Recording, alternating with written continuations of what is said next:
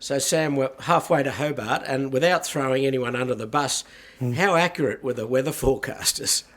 Yeah, they were pretty good. Going back and looking at they probably could have dug in a bit further to before that jibe that I just mentioned, because it looked like some of the boats which did that got a better angle, got a bit of a shift, which we didn't foresee or didn't have planned. And then, yeah, the forecast wasn't too bad, but when we got down to the island, a lot of us overstood a little bit. We had to come in hot.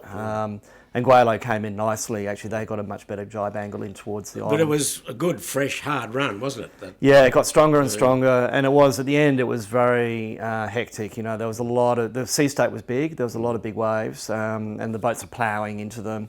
And you could see that from some of the injuries and so forth that happened.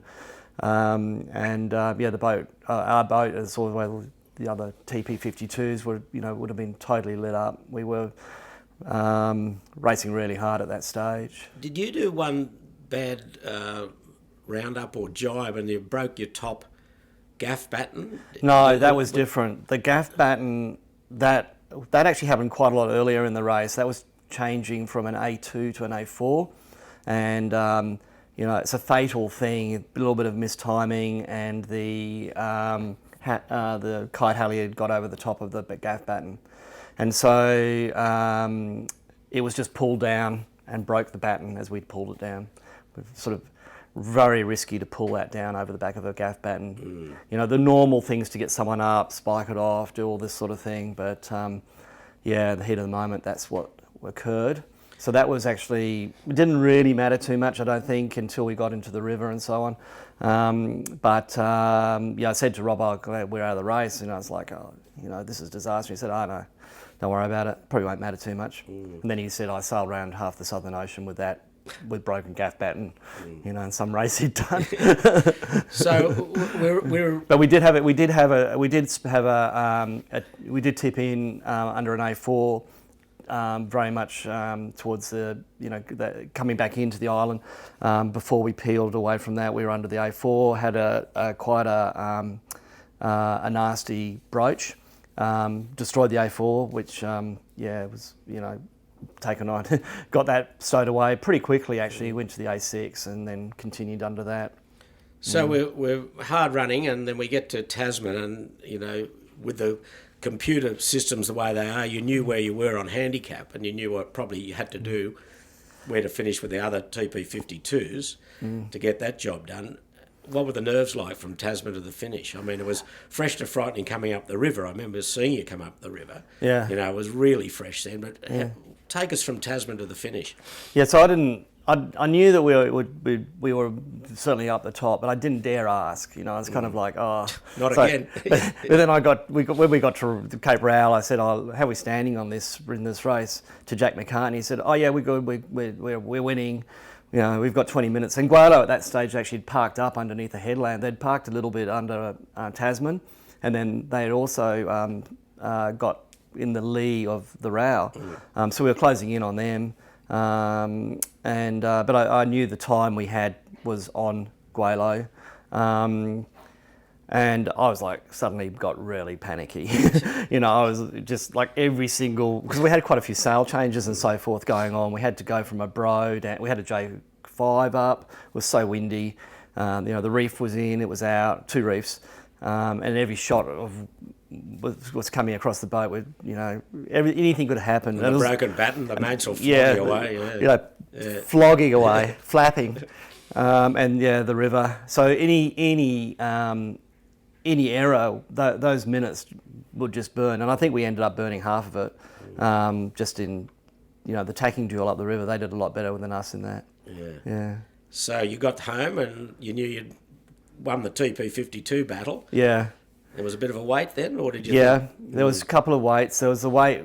We had the wait for Enterprise because they were, deservedly going to get some redress. We expected. It was hard to see them getting enough, but you just don't know. That's the thing. So that was reasonable amount of tension with that, and obviously it comes up in discussion the whole time when you're there. And then I think there was also a couple of boats which could, come through in the much lower rating sort of bands of boats that were worth keeping an eye on. But then they got the weather, southerly, the weather cut them off, and that was just. Yeah. And once you knew, what do you think? Yeah, so we gathered because the Enterprise hearing was occurring, so we knew that there was going to be a result after that. So we all gathered down at the race village, picnic tables, and as soon as we got told by Arthur Lane, Arthur rang me and said, "It's done. You're the winners, undisputed champions. Congratulations!" And the champagne started popping. There's 20 bottles of it sprayed. Yeah, well deserved. But I mean, you look back now. I mean, a first, second, and third in the Hobart race. It's you got the podium. It's a pretty proud effort. You must be. Yeah. All of that. Yeah. No, I am very proud of it. Proud of my ocean racing, and look, we're going to go back into this year we're there again. Gonna have another go. Yeah. Good. So we're working on the boat now for that particular for this year's event. So you're doing the Coffs Harbour race. The boat's doing the Coffs Harbour race. Yeah. Very shortly. There's a couple of days' time, and then the Gladstone race, and then back into the program, I guess. Yeah, here. Blue Water Point School. Yeah. So the next thing will be the Southport. We're not able to do a lot of the TP52 Gold Cup races, so I'm not doing that series. We'll just keep the boat in offshore mode. I'm away for some of them to do with the J70 campaign. Yeah, well, let's talk about the J70. You've recently into that for a couple of years. You've got a big campaign coming up this year, haven't you? A lot of regattas. Tell us about that. Yeah, so following on from last year, I've got a boat in Europe as well as the one here. So we do some of the J70 regattas that are in Australia, obviously. I qualified for the Worlds, which are in Florida, later in the year, sort of in November. But on the way there, we're going to be doing, in June, there is the World Corinthians, J70s. That's at Lake Garda, Riva de Garda. So I'm going there with a Corinthian team, Tom Grimes, Sam Abel and Lockie Pryor, who sail with me a lot, those guys. So this is a purely amateur one design event. And then we'll be doing J70 leading up to the Europeans, which are at Weymouth. We'll do the UK Nationals and then Weymouth, and that's in September, early September. And then go to America and do this World Championship.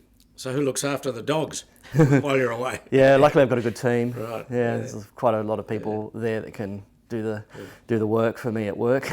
Well, let's take your sailing hat off and put on your club hat, as it were. Yeah. You've obviously put a lot of time and effort into the club. How do you see it tracking at the moment? The club's doing really well. We've got a really great management team here. I think that there's been a lot of work put into organising the back end of the club, if you like. Probably, all really aiming to give the members their best value for their membership and their best experience at the club. But quite a lot of stuff's going on constantly in my time on the board that's, probably not overtly in front of the membership. But the members, we've got a good club here. We've got a lot of things happening, a lot of sailing's been going on. In my time, when I went through the sailing committee and then became chair, we had to look at the double-handed situation and brought that in. There was the Maxi Championship as well, another big event that we brought on. We had the World Youth Match Racing here as well. All the Blue Water events have been, they're constantly being reviewed by the sailing committee and the club itself. And I think we're making improvements in those because we've got a top number, the highest number of entrants in that series. So lots of things like that going particularly well. There's always stuff to do at this place, though. There's always something. Yes. And you mentioned the two-handers. I mean, I think that's been well accepted here. I mean, it's obviously well accepted in Europe and France, of course, but it seems to have integrated well into our regattas, hasn't it? Yeah, look, it was definitely hard to get it across the line at the start, and then we had that, we had to draw back and allow it to be more assimilated because of, I think there was too much change. It concerned people, but I think now we can also see the benefit of having two-handed racing.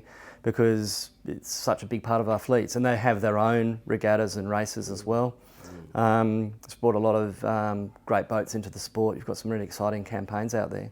So I'm really happy to see that come through. And that sort of that was really at the very I was in the chairmanship role of the sailing committee then, had to hear both sides a lot. But I was always very pro two-handed, and I'm glad to see we've landed where we have. It was great, the review that was done of it. It really, I think, gave everyone a feeling that it had been looked at as detail, from the club's perspective as well. Yeah. And again, just turning to Europe, I guess the foiling boats. What do you make of the foilers, the mockers, and those boats that have got the foils? Yeah, going to get one? Oh no, I mean they're definitely not. I think they're probably outside of the budget of veterinarians. Yeah. I mean, they're exciting to see them sail and race. It's just incredible what the technology of sailing is able to do. I'm looking forward to the America's Cup coming up and so forth as well. Yeah. Well, Sam, as we finish up here, tell us quickly, and it's probably hard to do quickly, someone that's watching this that might be campaigning a boat for Hobart, what would be some advice to say a newcomer that's maybe embarking on his first or second race to do well in a Hobart race? Just what's needed to be done? Yeah, I think one of the very first steps, you need to have someone who's going to help you go on that campaign, like a tactician that's able to manage the campaign. And even if it's not, it doesn't have to necessarily be Grand Prix, but you need someone else to help you. It's got to be a team effort. The other thing, and it's all about people, a lot of this, to get a reasonable result in a Hobart, you need to finish, you need to have a boat that's reliable, and you need to have trialled it and raced it and campaigned it to be able to get to the Hobart in good shape. So I'd say all that, the lead up to the racing events and leading up, and then to do races, I think you need to do training. And that goes into your safety as well, and how the boat's going to perform in different circumstances, different situations. So those are the sort of the pathway that I would say is the very first starting steps. You can go into how you're going to get your rating to where you want it, and sail charts and crossovers and what sails are on the boat and all the technical things like that. But starting point is getting the crew, and the starting point for a crew is training, is competing in events and having good leadership. And so a second in command, a tactician or a sailing master alongside a skipper is my and view. Doing as much sailing as you can. Yeah. Time on the water is always so valuable. Yeah. Well, Sam, thank you for your time. Congratulations so far on your career. Hopefully there's more victories to come. Thank you. And I think thank you for the time you put into the club.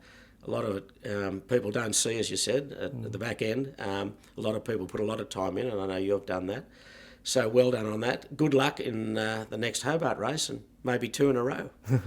Well, thanks very much. Good on you. Good luck. Thanks, Chippers.